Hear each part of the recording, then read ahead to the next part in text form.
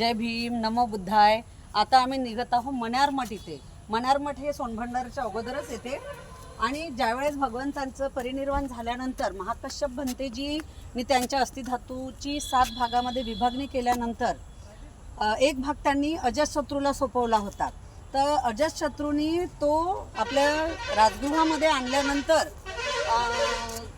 महाकश्यप भंतेजी आणि त्यांच्या संपूर्ण भिक्षू संघाने अजातशत्रूला सांगितलं की भगवंताचे जे 7 भागामध्ये विभागलेले जे धातू आहे ते जर असे 7 भागात वेगवेगळे राहिले तर ते धातू जास्त दिवस टिकणार नाही। त्याच्यामुळे मग महाकश्यप भंतेजींनी ही चर्चा अजातशत्रूला सांगितली आणि अजातशत्रूंनी मग मी फक्त तुम्हाला पैसा देऊ शकतो, सेवा देऊ शकतो, पण ते धातू मी आणू नाही शकत कारण ते पूर्ण राज्यामध्ये विभागलेले आहे।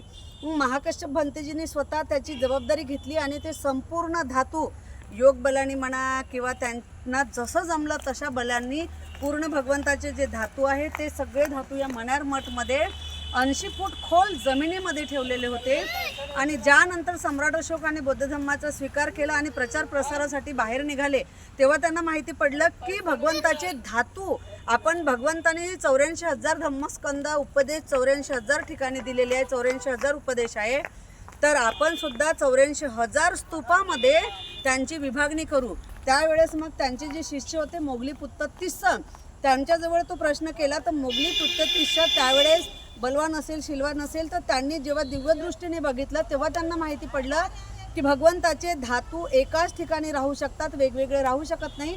तेव्हा त्यांनी बघितले तर भगवंताचे पूर्ण धातू या ठिकाणी होते, हे मण्यारमठ आहे आणि इथूनच सम्राट अशोकाने त्या धातूचं उत्खनन करून ते धातू बाहेर काढले आणि भारतभर जे आपल्याला आता 84,000 स्तूप बघायला मिळत आहे तर ते इथून धातू काढले आणि त्या प्रत्येक छोटे छोटे धातूवर त्यांनी असे भव्य दिव्य स्तूप बनवलेले आहे।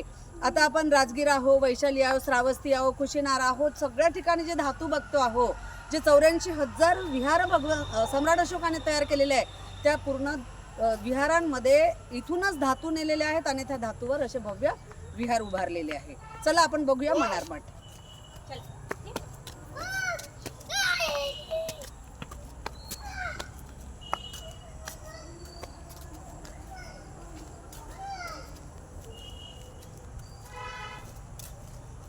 आता ते पण बंद झालं रे कारण